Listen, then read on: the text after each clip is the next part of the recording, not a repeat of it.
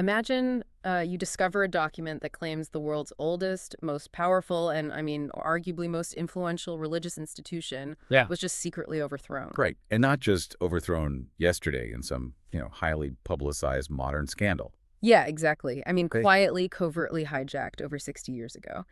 And the proof of this massive historical coup isn't just found in dense theological debates. No, it's much more granular than that. It is. According to this document, the proof is hidden in the typography of a yearbook. It's found in the absolute weaponized silence of a courtroom. And it actually culminates in United Nations treaties that supposedly grant physical legal rights to literal demonic entities. It really sounds like the plot of some sprawling, metaphysical thriller. But for a very specific subset of believers, this isn't fiction at all. It is the absolute terrifying reality of the world we live in today. And that is exactly why we are here. I want to warmly welcome you, the listener, to a deep dive that is going to, well, aggressively test the limits of how we understand institutions. Oh, absolutely. How we perceive authority, how human beings construct meaning when they feel the floor just, completely dropping out from under them. Right, so our mission today is to unpack a stack of very intense notes drawn from a document titled Multiverse Journal, index number 2236. And the author is Stephen Work. Yeah, and to give you some context on what we are holding here, this document is a comprehensive, highly polemical, traditionalist Catholic apologetic. A grand unified theory, basically. Exactly. It's attempting to explain the current state of the modern papacy and justify the canonical status of a highly controversial group known as the Society of St. Pius X, or the SSPX. Now, before we take a single step further into this architecture, I need to issue a strict, unequivocal impartiality disclaimer. We are venturing into some extremely choppy waters today. Very choppy. Yeah. This source material contains highly politically and religiously charged viewpoints. It features extreme, visceral language directed at modern progressive church policies, and it heavily integrates right-wing, anti-Zionist geopolitical theories. Right. It goes to some very intense places. It really does. So I need to make it crystal clear to you, the listener, that neither I nor the expert sitting across from me are endorsing, validating, or promoting any of the viewpoints, the theology, or the political stances found in this material. I cannot emphasize that enough. We are purely analysts today. Our sole exclusive mission is to impartially report on and decode the underlying mechanics of the author's argument. Right. We just want to take this theological engine apart, lay the pieces on the table, and explain to you the why and the how of its construction. Because the goal is to give you a window into a deeply fascinating, incredibly insular worldview, just looking from the outside in. Okay, let's unpack this. What actually happens to a person's worldview when they genuinely believe the world's most continuous institution has been gutted from the inside? It's a profound crisis. Yeah, I mean, if you believe the current leaders are fundamentally destroying the foundation, how do you reconcile that with a faith that says the institution is divinely protected? Well, the short answer is you have to build an entirely new framework. You construct this massive, complex, heavily footnoted ideological fortress to explain the dissonance. Because you can't just walk away, right? Exactly. You have to find a way to say, well, the institution hasn't failed, but the people wearing its uniforms are imposters. And to understand the crisis detailed in Stephen Work's journal, we can't start with the current pope. We have to rewind the clock to the author's designated ground zero. We have to go back to 1958. Yeah, 1958 is the absolute pivot point for this entire theological universe. Historically speaking, 1958 was the year Pope Pius XII died. And he was sort of the last of the old guard, right? Oh, very much so. Yeah. Pius XII was, in many ways, the last quintessential pre-conciliar pope, a figure of immense traditional authority, presiding over a church that still conducted its universal liturgy entirely in Latin. Right, maintaining very rigid boundaries against modernism. Exactly. So when he died, the College of Cardinals elected Pope John XXIII. And John XXIII is the pope who shocked the world by almost immediately calling the Second Vatican Council, or Vatican II. Which essentially opened the windows of the Catholic Church to the modern world in the 1960s. Right, it changed liturgy, it changed relations with other religions, it just changed the whole posture of the institution. And to the mainstream world, and frankly to the vast majority of Catholics, 1958 was simply a transition from a conservative era to a more pastoral, modernizing era. But in the framework we are exploring today, 1958 wasn't a transition. It was a catastrophic, hostile takeover. Completely. The author posits that the 1958 papal election was compromised. The claim is that the College of Cardinals, The men locked in the Sistine Chapel who elect the Pope was infiltrated by modernists. And the author does not mince words here. He refers to this infiltrating force as the, quote, synagogue of Satan. Yeah, that is a highly charged term drawn straight from the Book of Revelation. It's very intense. It is. Historically, it has been used in various polemical and sometimes deeply anti-Semitic contexts. However, in the specific context of this document's internal logic, it is being utilized to describe an infiltrating, coordinated spiritual and ideological enemy. An enemy that successfully captured the highest echelons of the church's hierarchy. Exactly. So, according to this text, this infiltration, which they claim was achieved through fraud and injustice, resulted in the papal office itself being compromised. Right. This silent coup is what paved the way for Vatican II. And the author views Vatican II not as a legitimate, divinely guided council of bishops, but as a formal declaration of surrender. The document literally describes Vatican II as a public announcement by the Vatican that Satan has been enthroned there. Which is just a staggering claim. If we pause and think about what this means for the everyday believer operating within this specific framework, it creates an absolutely stark, terrifying dichotomy. Yeah, because you no longer just have the Catholic Church. Right, you have two distinct entities occupying the exact same historical space. On one side, you have the true church, which is the eternal pre-1958 traditional Catholic Church. And on the other side? On the other side, you have what the author terms the snake church or the imposter church. You know, I was trying to visualize this while reading the notes, and it feels like an architectural facade. Imagine you have this historic, beautiful bank building in the center of your town. Okay. You've walked past it your whole life. Your grandparents banked there. You trust it implicitly. From the street, the marble columns are the same. The gold lettering above the door is exactly the same. But then you go inside. Right. One day, you walk inside to make a deposit, and you realize the entire foundation and the interior have been secretly gutted. It's been replaced by a completely different rival syndicate that is actively using the trusted name on the door to bankrupt the entire town. That is a phenomenal way to conceptualize it. The imposter church retains the physical assets, right? The basilicas, the priceless art, the vestments, the name Catholic. But the core is gone. Exactly. The internal mechanism, the soul of the institution, has been entirely swapped out. And it's vital to understand that this imposter church isn't passive. It doesn't just sit there. No, the author uses this incredibly evocative, visceral metaphor describing the modern Vatican as a soul-murdering spider. A spider spinning a web. Yeah, but what I found fascinating is the material of the web. It's not made of obvious cartoonish evil. The text says it's made of flattery, false truths, and what the author calls sins-conforming compassion. Let's drill down into that phrase for a second, sins-conforming compassion. In classical traditional Catholic theology, true compassion is deeply tied to truth and eternal consequence. Right. True compassion involves correcting someone who is in a state of grave sin, even if it causes them temporary emotional distress, so they can repent, change their life, and save their eternal soul. Because the ultimate goal is getting to heaven, not just feeling good in the moment. Precisely. But the author argues that the imposter church utilizes a weaponized false compassion. It tells people, you are fine just the way you are. God loves you as you are. You don't need to change. Which sounds nice to modern ears. It does, but in this traditionalist view, affirming someone in their sin prevents the vital conversion they require for salvation.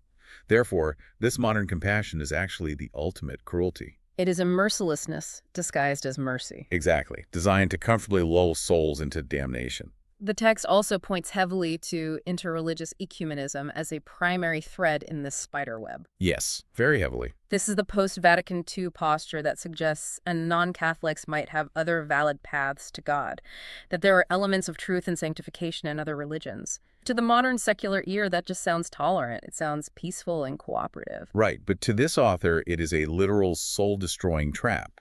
It fundamentally contradicts the pre-1958 dogma of extra ecclesiam nulla salus, which means outside the church, there is no salvation. So there's only one lifeboat. Right.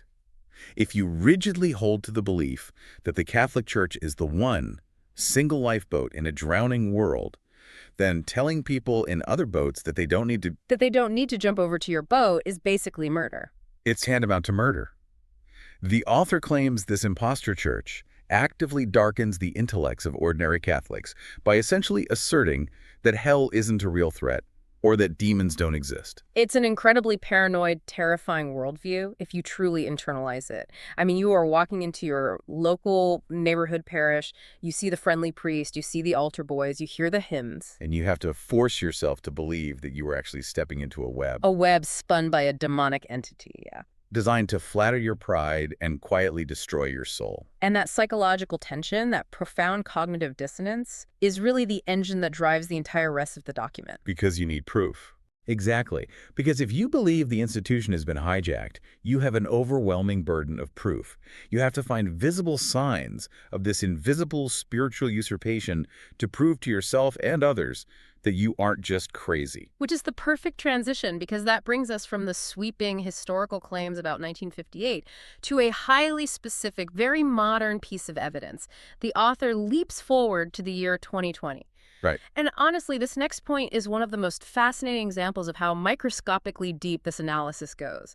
We aren't talking about a new encyclical or a major theological declaration. We're talking about the layout design of a book. A typographical change, but one that, in this framework, carries the weight of a theological apocalypse. Let me set the scene for the listener. Every year, the Vatican publishes a massive, thick red book called the Annuario Pontificio, the Pontifical Yearbook. Yeah, it's essentially the official authoritative directory of the Church's global hierarchy. It lists all the cardinals, all the bishops, every diocese in the world, and of course it has a dedicated section for the reigning pope. And historically, for generations, if you open to the Pope's page, you would see a very specific traditional hierarchy of text. Right at the top. Right. At the very top of the page, in prominent placement, would be a list of his official, divinely instituted titles: Vicar of Christ, Successor of the Prince of the Apostles, Supreme Pontiff of the Universal Church, and so on. Lots of heavy theology. Tons of it. Then, below all that theological weight, it would list his secular birth name and a short biographical blurb. But in the 2020 edition of the yearbook, the Vatican press completely inverted the layout. They put the secular name, Jorge Mario Bergoglio, printed in large, bold capital letters right at the absolute top of the page. Yeah, massive shift. Then they put his short biography, and then at the very bottom, separated by a physical dash, under a new heading titled Historical Titles, they lumped together all the traditional papal titles, including Vicar of Christ. Now, you have to look at this as Wait, I actually have to push back here as an outsider reading this. When I first saw this in the notes, my immediate reaction was, couldn't this just be a formatting choice by a new graphic design team? That's a very normal reaction. Or, knowing Pope Francis's highly publicized personal brand, couldn't it just be a PR gesture of humility? He's famous for wanting to be seen as a simple parish priest, a pastor with the smell of the sheep. Right. Isn't this layout just him saying, I'm Jorge first, and all these grand medieval titles are secondary to my humanity? That is absolutely the mainstream, secular, and even moderate Catholic interpretation. It's seen as a pastoral demotion of pomp and circumstance. Right. But to understand the text we are analyzing, we have to look at how this specific typographical shift was received by the hardline traditionalist camp. How did they take it? The source material heavily quotes Archbishop Carlo Maria Vigano. And for those who don't know, Vigano is a former papal nuncio, basically an ambassador for the Vatican to the United States, who has essentially gone rogue and become one of the most severe, outspoken critics of Pope Francis in the world. Right. And Vigano does not see this layout change as a graphic design update or a gesture of humility. He views it as a chilling, formal admission of, quote, usurpation. Wow, usurpation. Yeah. He argues that placing his secular name in massive letters above everything else isn't humble, it's deeply narcissistic. But the real crime, the smoking gun for Vigano and the author of our text, is the demotion of the title Vicar of Christ to a mere historical title. Why is that the smoking gun? Vigano argues that by doing this, Bergoglio is officially disavowing his role as the guardian of the church. Vigano writes that this is an act to officially alter the papacy, that Bergoglio is signaling he no longer recognizes himself as a custodian of a sacred tradition, but has elevated himself to be the outright master of the church, free to demolish it from within without answering to anyone. What is truly remarkable here is how the source material connects this simple typographical layout directly to classical political theology. Specifically, it roots this argument in the writings of St. Thomas Aquinas. Let's expand on that, because who is Thomas Aquinas in this specific context, and how does a 13th century philosopher connect to a 2020 yearbook layout? Well, Thomas Aquinas is the intellectual bedrock of traditional Catholic thought. His massive synthesis of theology and Aristotelian philosophy defines how the Church has historically understood law, authority, the sacraments, and governance. He's the heavyweight. Absolutely. And in one of his political treatises called De Regno, or On Kingship, Aquinas rigorously defines the philosophical difference between a legitimate king and a tyrant. And that difference is what? A legitimate king, or a true guardian, rules by divine mandate. His authority isn't his own. It is delegated to him by God for the common good of the people he serves. So he's bound by rules. Right. Because his authority is delegated, he is strictly bound by the laws of God and the established traditions he inherited. He is a servant to the office. A tyrant, on the other hand, is a ruler who operates solely by his own personal will. Oh, I see. Yeah, he sheds the constraints of delegated authority, he transcends the established laws, and he acts as an absolute monarch for his own ideological purposes. Okay, I see the connection forming. The title Vicar of Christ literally means the representative or the proxy of Christ. It inherently means you answer to a higher authority. You are merely the vicar, the steward. Exactly. So by crossing out Vicar of Christ and demoting it to a piece of history and putting Jorge Mario Bergoglio at the top, Vigano and our author are arguing that Bergoglio is philosophically declaring himself a tyrant. You've hit the exact nerve of the argument. He is saying, I do not represent Christ's historical mandate. My authority isn't bound by past tradition. I am ruling this institution as Jorge Mario Bergoglio, absolute monarch. It is viewed not as humility, but as a delirium of pride.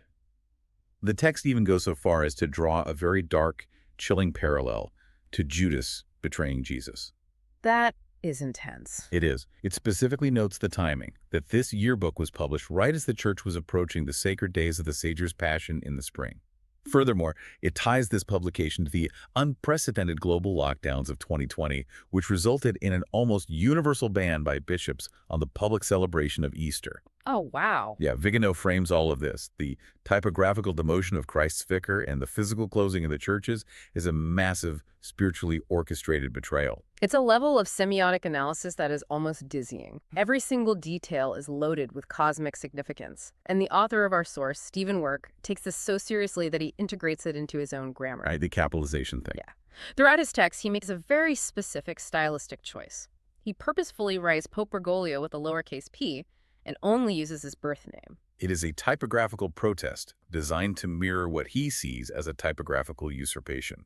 He actually explains in the notes that he uses the lowercase p to signify that this man is entirely deprived of the spiritual resources of the Holy Ghost. Because the author argues that Bergoglio accepted the office as an infiltrating modernist with the intention to damage the church.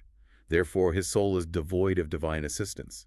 He possesses only the most basic graces. The author writes that he only has the graces necessary to keep his lungs breathing, basically giving him a final ticking clock to repent before his death. It is an utterly devastating theological assessment, built on a foundation that most of the secular world would scroll past as a simple layout update. But this intense analysis inevitably leads to a massive, glaring, practical question. If traditionalists believe a pope is acting as a tyrant, if they believe he is promoting heresy and publicly disavowing his foundational titles, you have to ask, why doesn't the church's legal system just remove him? Right. I mean, if the CEO of a major corporation is actively publicly burning down the company headquarters, the board of directors convenes and fires him? It seems like common sense.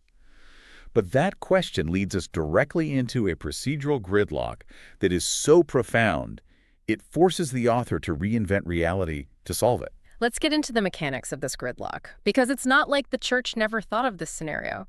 Classical pre-1958 Catholic theologians, heavyweights like St. Robert Bellarmine and Thomas Aquinas, they actually did theorize about what happens if a pope goes rogue, right? They did indeed. They had a hypothetical mechanism for a heretical pope. St. Robert Bellarmine, a brilliant 16th century theologian, argued extensively that a manifestly heretical pope would ipso facto, meaning by that very fact alone, cease to be pope. So it's automatic. Yes.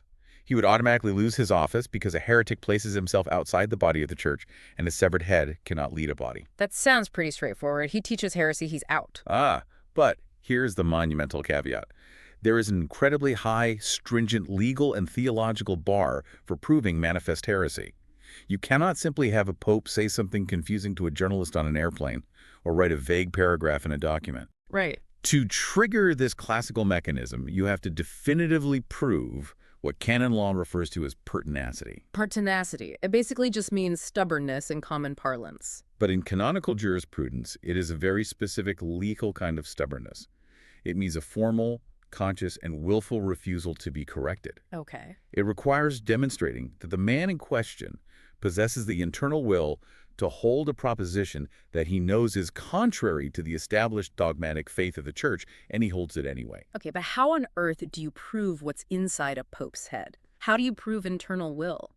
Historically, the classical mechanism for establishing pertinacity required a very formal public procedure. A body of authority, usually a group of prominent cardinals or bishops, would approach the pope. Confront him. Yes, they would issue a formal theological correction or admonition.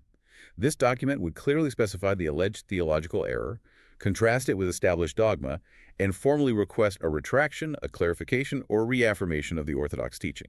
It's a very formal game of ecclesiastical tennis. The cardinals served the ball over the net in the form of a legally structured question. And the pope is canonically obligated to hit the ball back.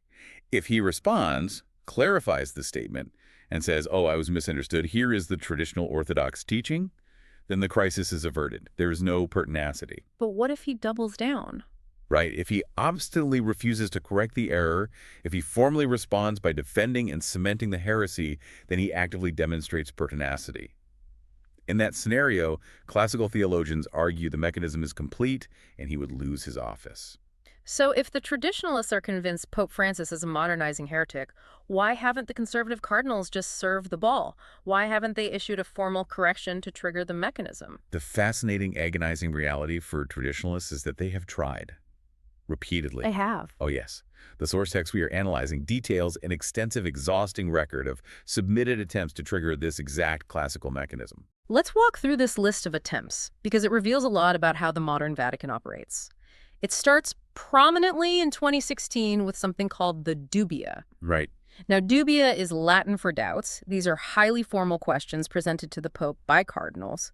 Traditionally, they are phrased in a very specific way that requires a simple, binding yes or no answer to clarify a doctrinal confusion. So in 2016, 4 very prominent conservative cardinals submitted a formal dubia regarding a massive papal document called Amoris Laetitia. What was the document about? That document dealt with family life, and it contained controversial footnotes that seemed to open the door for divorced and civilly remarried Catholics to receive communion, which appeared to contradict absolute pre-existing moral norms regarding the indissolubility of marriage. So the cardinals essentially asked 5 yes or no questions saying, does the traditional moral law still hold, yes or no? And what happened? Absolute silence. The Vatican gave no response whatsoever. The Pope didn't answer. The Congregation for the Doctrine of the Faith didn't answer. One of the cardinals wrote a follow-up letter begging for a private audience to discuss it. The letter went completely unanswered. Wow. To illustrate how long this stall tactic lasted, 2 of the 4 cardinals who submitted that original 2016 dubia actually died of old age while waiting for a response. That is staggering. So the mechanism stalls. Then the text notes that in 2017, the laity and scholars try to step in. We have the filial correction. Yes. This was a 25-page document signed by over 250 Catholic clerics, theologians, and scholars, formally accusing the Pope of propagating 7 specific heretical positions regarding marriage, moral life, and the sacraments. What was the result of that? Again, nothing. The Vatican has simply ignored it. It generated news cycles, but no canonical response. And the cycle repeats again in 2023, another formal dubia. This one was submitted by 5 cardinals, asking profound questions about whether divine revelation can be fundamentally reinterpreted based on cultural changes, and specifically asking about the authorization of blessings for same-sex unions. Now, in this 2023 instance, there was a slight variation in the tactic. The Vatican actually did issue a response letter from the Pope. Oh, they did? They did. But the cardinals who submitted the questions publicly declared the response to be entirely evasive and non-responsive. They argued that it completely avoided the strict yes-no format and instead introduced pages of ambiguous novelties. So they didn't really get an answer. Right. So the cardinals reformatted the questions and submitted them again to force a clear answer. And what did the Vatican do? They ignored the resubmitted dubia. And a few months later, the Vatican suddenly issued a declaration called Fiducia Supplicans, a document officially authorizing non-liturgical pastoral blessings for same-sex couples, which was the exact practice the cardinals were attempting to question in the first place. I want to go back to a courtroom analogy to explain how deeply frustrating this must be for a traditionalist. Imagine a high-stakes trial. The prosecutor steps up, follows every single rule of criminal procedure, and files a formal, perfectly formatted motion. Okay. And the judge just stares blankly at the wall for years. The prosecutor files another motion, pointing out that the judge didn't answer the first one. The judge slowly turns his head and looks out the window. That captures the sheer administrative paralysis perfectly. The classical authors, like Bellarmine, formulated their theories in an era when this mechanism was a live, functional practice. It actually worked back then. Right. If a cardinal put a formal theological question to a pope in the 16th century, he expected a public, definitive answer. The system was designed around the friction of debate. Those theologians never anticipated a scenario where the formal procedure of truth-finding was simply bypassed through total silence. Right. You cannot prove pertinacity. You cannot prove a formal refusal to be corrected if the other side refuses to acknowledge that a game of ecclesiastical tennis is even being played. It's exactly. If they just stand on the court, let the ball roll past their feet, and walk away. And this is where the analytical depth of the source text really shines. It points out that this administrative silence is not just a failure of communication, it is a highly evolved, weaponized strategy. A strategy to trap them. Yes. The traditionalists are effectively trapped in a suspended state of animation. The procedural friction that Catholicism has historically relied upon to settle the truth, to definitively establish either orthodoxy or pertinacious heresy, has been intentionally removed from the machine. It is brilliant in a very dark, bureaucratic way. If the Pope answers, yes, I am changing doctrine, he traps himself in formal heresy and triggers the canonical crisis Bellarmine wrote about. Right. If he answers no, traditional doctrine remains untouched, he infuriates his progressive allies and halts his own agenda. So he does neither. He just administrates the practical change on the ground without ever legally defining it in a way that can be prosecuted. Leaving the traditionalists completely paralyzed within the classical legal framework. Huh. They cannot issue the formal definitive declaration that the Pope is a heretic because the required legal mechanism has been jammed. But they also can't just obey, right? Exactly. They cannot simply obey and treat the new pastoral propositions as settled Catholic teaching because their consciences forbid it. So if the courts are frozen and the cardinals are met with weaponized silence, traditionalists are backed into an impossible corner. They can't legally prove the Pope has lost his office, but they believe submitting to his vision will destroy their souls? How do they escape that trap? They have to completely abandon canon law and turn to the deep waters of metaphysics. Metaphysics. Yeah, because the legal lens is broken, they have to use a philosophical lens to explain the reality in front of them. And this brings us to one of the most incredibly complex, dizzying parts of this worldview, the philosophical framework known as see deprivationism. It's a mouthful. It is. Let's start by breaking down the terminology.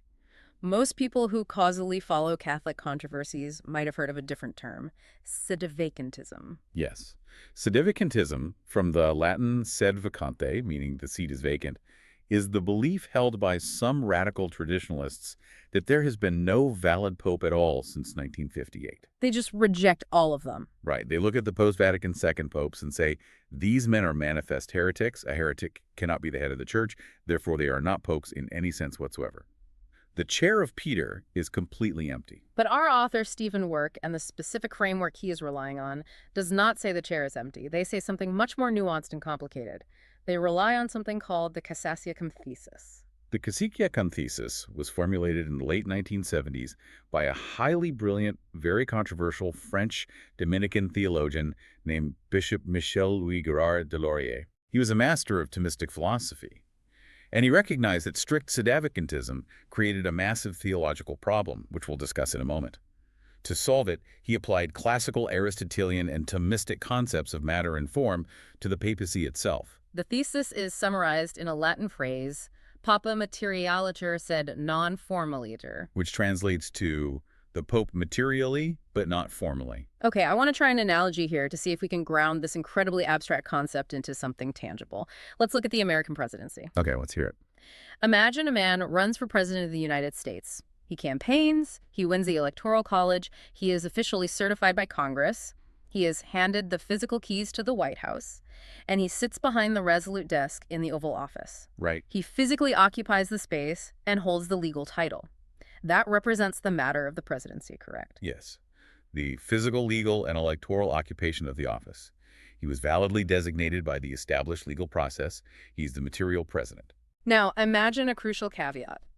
Imagine this man secretly refuses to take the oath of office to uphold the United States Constitution. Oh, I see where you're going. Or worse, he recites the oath while crossing his fingers behind his back, actively possessing the internal intention to use the office to completely dismantle the Constitution and destroy the Republic. Right. The oath, the solemn intention to govern according to the fundamental rules of the institution, that represents the form. Precisely. In Aristotelian philosophy, the form is the animating principle. It is the juridical duty, the sincere intention to defend the integral nature and purpose of the institution.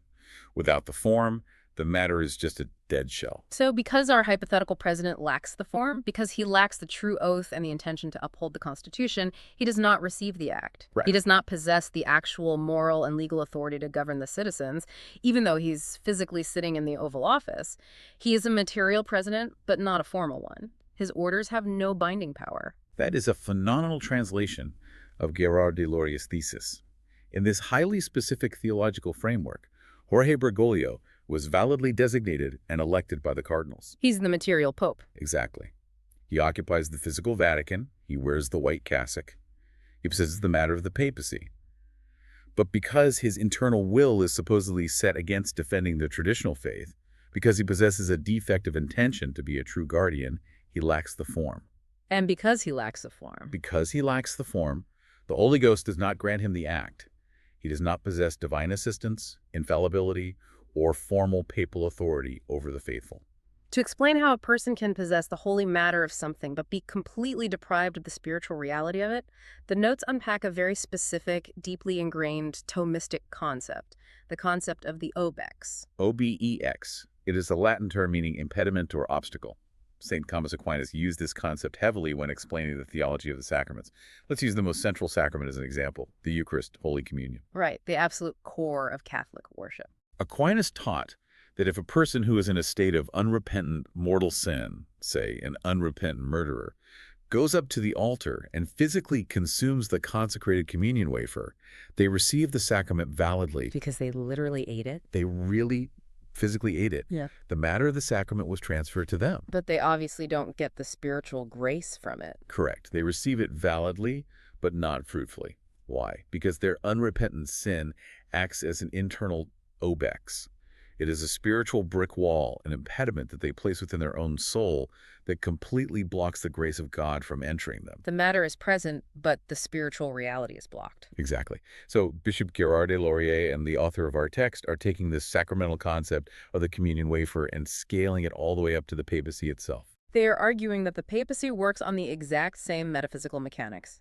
Bergoglio received the office validly from the cardinals. He consumed the matter of the papacy.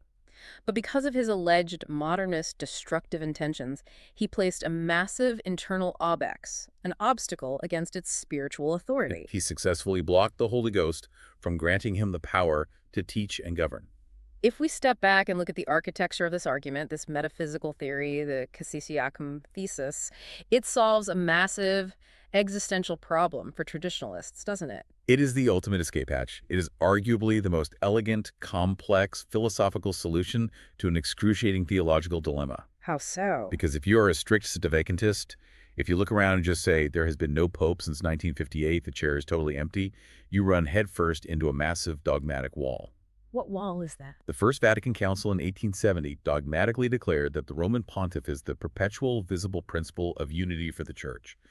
The Church must be a visible society, must have a physical, continuous hierarchy. Okay, so you can't just say they disappeared. Right. If you argue there has been no pope, no cardinals, and no visible hierarchy for 60 years, you are essentially arguing that the visible Church has vanished from the earth. Which directly contradicts Christ's biblical promise that the gates of hell will not prevail against the Church. It would mean the institution failed. Yes. Strict sedevacantism practically requires you to believe the Church died. But sedeprivationism, the material formal distinction, solves this elegantly. It lets them have their cake and eat it too. Essentially, yes. It says, look, the church is still perfectly visible. We have a material pope, we have the physical buildings, we have a continuous line of elections, we have guys in red hats. The historical continuity of the matter is completely intact. So the dogma of the church's visibility is entirely safe. But simultaneously, by denying the form, it allows them to confidently say that the true church is not the one teaching error. Because the man physically sitting in the chair, placed in obex, and lacks the formal authority from the Holy Ghost, all of his confusing encyclicals, his modernizing reforms, and his controversial interviews belong solely to Jorge Bergoglio, the private tyrant. They do not belong to the divine institution. It threads a seemingly impossible needle perfectly.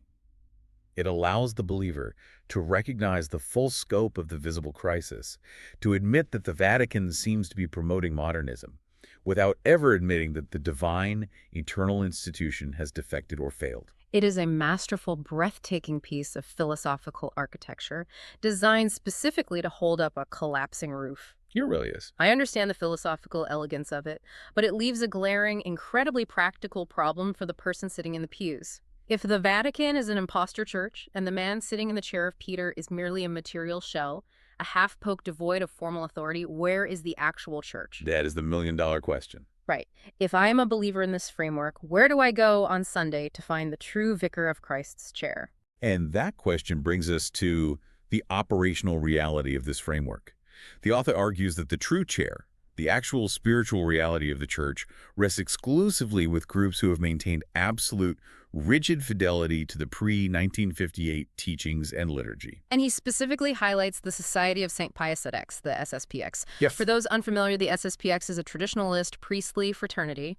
It was founded in 1970 by a French archbishop named Marcel Lefebvre, and their entire founding purpose was to preserve the traditional Latin Mass and the rigid pre-Vatican II theology that the rest of the church was rapidly abandoning.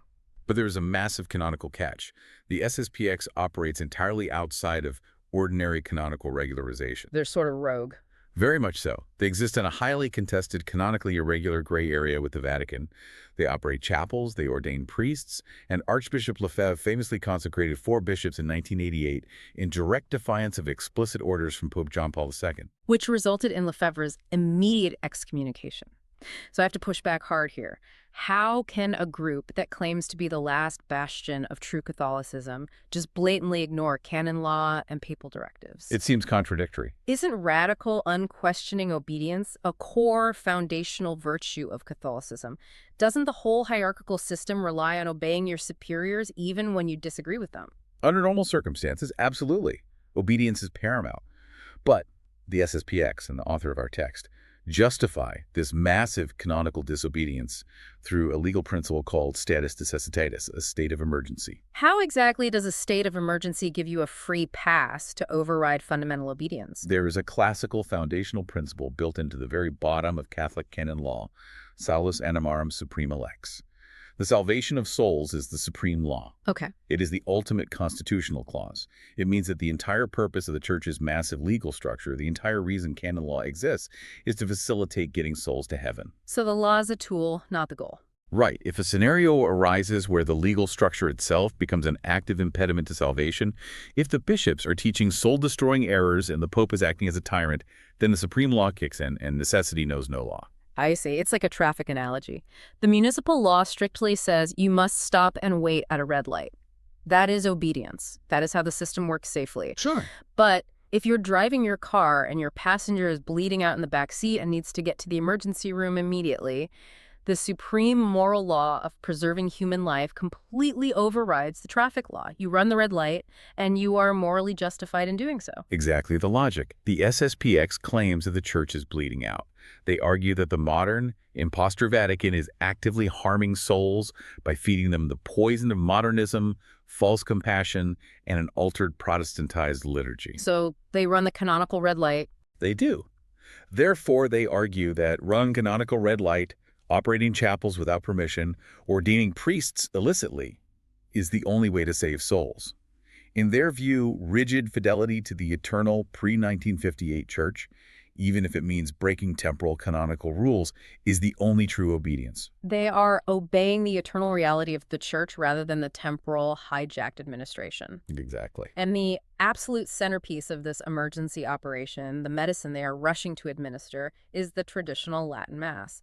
And reading the text, it is clear that they don't just treat the old Latin Mass as a nice aesthetic Oh preference. no, it's much more than that. It's not just that they like Gregorian chant better than acoustic guitars. No, it is elevated to a matter of existential spiritual warfare. The text describes the traditional Latin rite not just as a prayer, but as a spiritual weapon and a literal exorcism of the intellect against the influence of the impostor church. An exorcism of the intellect. That is such an incredibly powerful, loaded phrase. It really is. The concept is that the modern church's liturgy and teachings literally cloud your mind. The ecumenism and the false compassion create a demonic fog.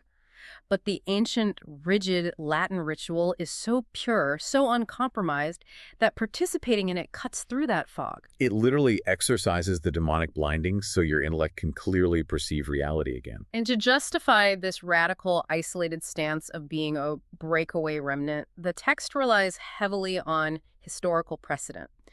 Specifically, it builds its identity around what it calls the Athanasian parallel. Right. Now, wait, I remember my church history vaguely. St. Athanasius lived in the 4th century during the Arian crisis, right? Yes, he did. Arianism was the massive heresy that denied that Jesus Christ was fully God. But didn't Athanasius famously get into massive trouble with the Pope? Is the author using a historical loophole where a saint famously defied the Vatican to justify the SSPX doing the exact same thing today? You've hit the nail on the head. That is exactly the parallel they were drawing. During the 4th century, Arianism practically conquered the church. Yeah. The vast majority of the world's bishops became Arians. And under extreme political pressure, Pope Liberius actually signed a compromising, semi-Arian document and officially excommunicated Athanasius. So the reigning pope excommunicated the one guy who was actually defending the Orthodox truth. Yes, Athanasius was driven out of his diocese multiple times. He had to flee to the desert. He operated entirely outside regular canonical channels, ordaining priests and defending the true faith in the wilderness, while the official, physical institutions and basilicas were controlled by heretics. But eventually, history vindicated him. The crisis passed, orthodoxy was restored, and Athanasius is now recognized as a great saint and a doctor of the church, while Pope Liberius is historically viewed as a failure. So you can see why this is the ultimate heroic template for the SSPX. They view themselves as modern-day Athanasians. That makes perfect sense for their narrative. They look at the excommunications they've suffered, the marginalization from the mainstream Vatican, and they say, we are not schismatics. This exact scenario has happened before. When the institution fails, the faithful remnant is forced to operate outside the lines to preserve the faith. They firmly believe that one day, perhaps decades or centuries from now, when this modernist crisis is finally over, a future Orthodox pope will look back and recognize that the SSPX were the ones holding the true chair of Peter all along. It's an incredibly compelling romantic narrative of exile and preservation. It gives profound meaning to their isolation. It does. But, and this is where reading this document takes a turn that is frankly staggering in its scope, the author's thesis does not stop at the borders of the Catholic Church. It doesn't just stay a debate about Latin and papal titles. No, it scales up dramatically and violently. It takes this hyper-focused theological dispute and projects it onto the entire globe. We are now moving into the final and most extreme layer of this framework, corporate demons and global beachheads. The author takes this dispute over theology and expands it into a massive metaphysical, geopolitical worldview. It's a huge leap. It is, and this requires me to issue our strict impartiality reminder once again. We are now venturing into the absolute fringes of this author's worldview. We are going to observe how this specific theological engine processes modern geopolitics, but we are absolutely not validating, endorsing, or agreeing with these highly inflammatory claims. We are merely mapping the logic of the system. The core assertion the author makes here is that the impostor church is not just a theological problem, it is fully intertwined with global demonic structures. Okay. He claims that hell has successfully established a, quote, borderless soil beachhead on planet Earth. And he points to very specific events in international diplomacy to prove this. The primary example he uses, and the language here is jarring, is the United Nations granting legal nationhood to the State of Israel in 1948, and more specifically, the Vatican's 1993 formal diplomatic recognition of Israel. The author refers to the establishment and recognition of this state using extreme, visceral, anti-Zionist rhetoric. He calls it Satan's anus, erupting and spewing hellish diarrhea over the world, defiling the Holy Land. It is incredibly aggressive language, directly mapping his theological anger onto a complex geopolitical conflict. It's shocking to read. But as analysts, we have to ask why the author goes here. What is the actual mechanical logic of this argument within his philosophical system? Right. Why does international recognition of a nation state suddenly equal a literal demonic beachhead? To understand that leap, we have to dive into how classical Thomistic philosophy views the concept of a nation, and contrast that with modern international law. In traditional Catholic thought, a true nation is an organic entity. What do you mean by organic?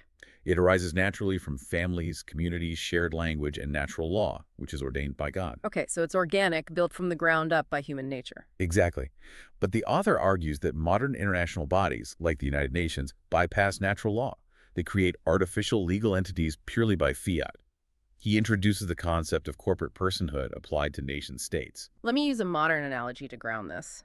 In the American legal system, we have the concept of corporate personhood. A massive corporation, like Apple or Amazon, is legally treated as a person. Right. It can sign contracts, it can be sued, and it even has First Amendment free speech rights. It's an artificial entity that the law pretends is a human being for administrative purposes. That is the exact mechanism the author is targeting.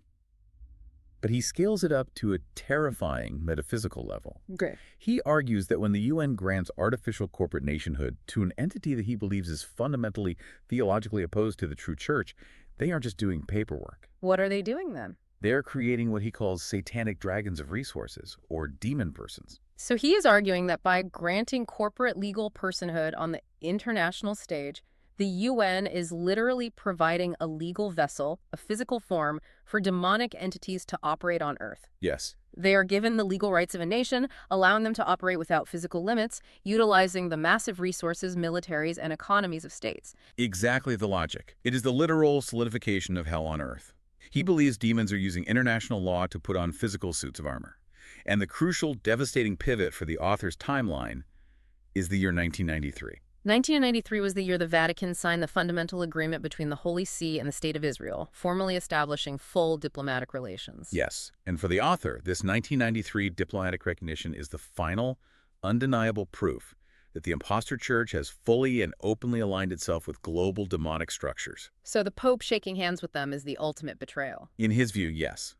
By legally recognizing and signing treaties with what he considers an artificial demon person, the Vatican finalized its treason.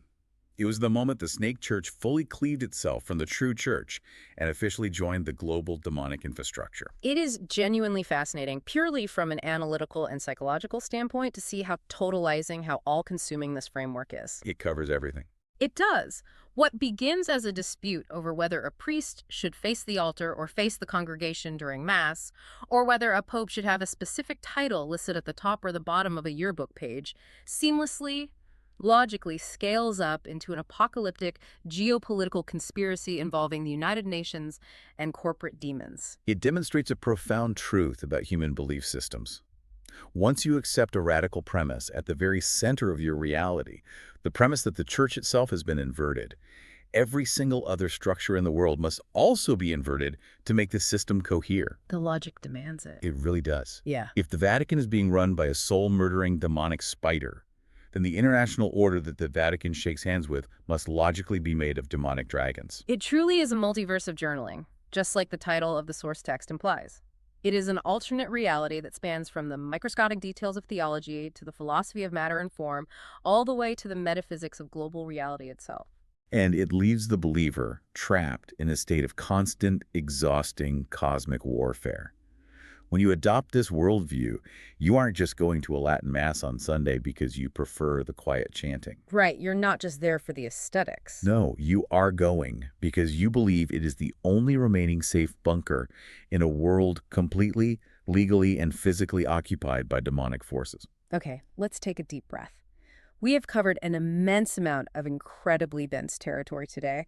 I want to guide you, the listener, through a quick recap of the journey we've just taken, just to see the architecture of this worldview from a distance. Sounds good.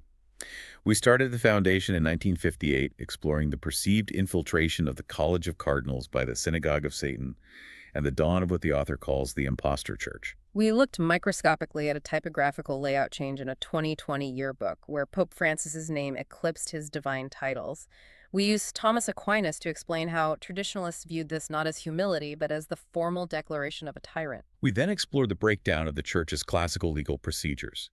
We looked at how the Vatican's weaponized silence in the face of the dubia froze the mechanism for proving pertinacious heresy, trapping traditionalists in administrative paralysis. Which forced the author to construct an elaborate escape hatch using Thomistic metaphysics.